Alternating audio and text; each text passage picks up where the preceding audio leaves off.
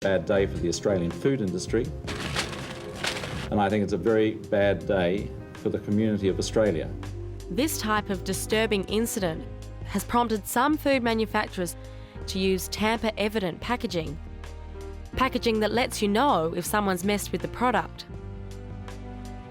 One of the first food products to use this kind of packaging was baby food.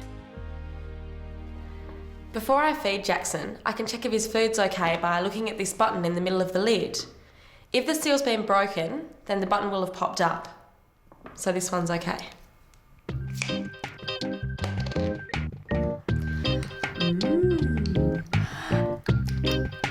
Yummy.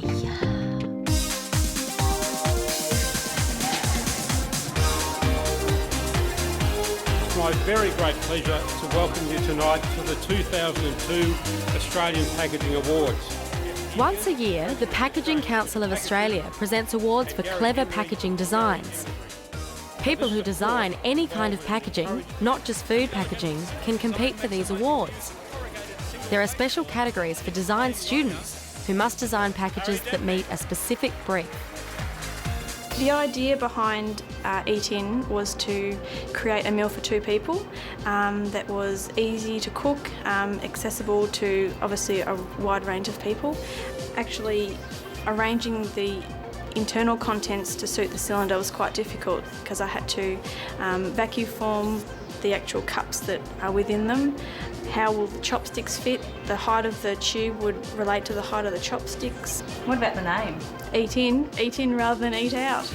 The brief was to make a 2-litre juice bottle out of PET material, plastic. I wanted to make it something more than just a juice bottle.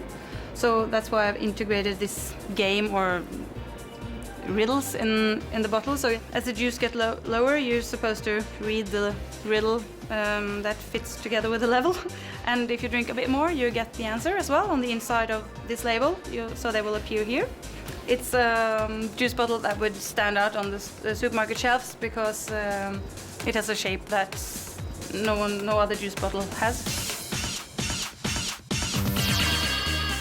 And the winner of this award is Kiki Plesner from Swinburne National School of Design, with her pack name Trigger. The award for the most environmentally friendly package went to the designers of a plastic ice cream container. An important thing that we look for is the use of materials and how they can be recycled, the combination of materials, and the shape and attractiveness of the pack to the consumer. This particular pack, for example, has the added advantage that the adhesive that's been used to stick the label onto the box is made from hot melt. So when it's put in warm water or a dishwasher, the polypropylene label comes away quite cleanly and easily and doesn't leave any residual on the box. Here it could be used as a lunch box for children at school, a fishing box for all the gadgets in the boat, and I'm sure in the shed too that the dad will find lots of nuts and bolts and things that he can keep in it as well. Unfortunately, a lot of packaging isn't reused or recycled. It just ends up at a landfill site like this one.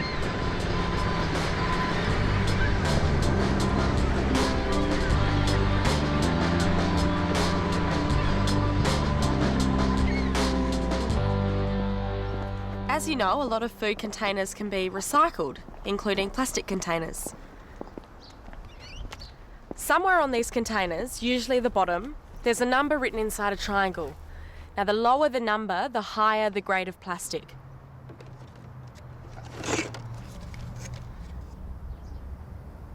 For example, this cream container has a 2, whereas this one has a 6. Not surprisingly, it's the higher grade of plastic that recyclers want. So if you want to recycle, you'd be better off buying this product, the one with the lower number. Recycled food containers are now made into an amazing range of different things. However, one thing recycled containers aren't often made into is new food containers. In the past, this has been because of a risk of food contamination. But an Australian company has found a way around this problem using high-grade PET plastic. PET is a very special plastic. It's a very good barrier material, and that means the materials don't permeate through PET very easily. And that means it's very hard to actually contaminate PET. In order to clean plastics to the stage where we're absolutely sure that there is no contamination in the material, what we have to do is take the materials through a number of stages. The first step is to actually wash all the bottles on the outside. It may be surprising, but most of the contamination is on the outside rather than the inside of the bottles. This Victorian company uses the recycled plastic to make a wide range of different food packaging.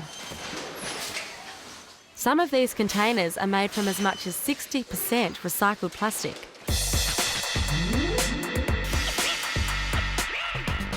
Though we may want packaging that doesn't damage the environment, it's what happens at the checkout that counts.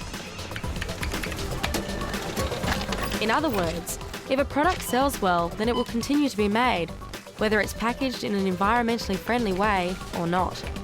By choosing one item over another, we're effectively making a statement about what we'd like to support.